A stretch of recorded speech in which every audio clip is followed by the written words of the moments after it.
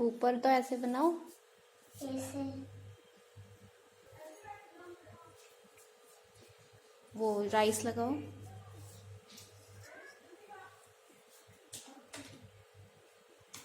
ऐसे गिरते हैं।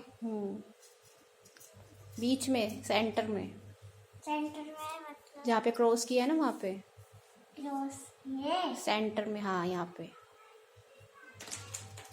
बस रहने दो। वो लगाओ, मिठाई खिलाओ, इसका फ्रिज को ही खिलाओ, छोटी थोड़ी सी तोड़ के। लगा दो उसके। छोटी सी, राइट हैंड से खिलाते हैं ना।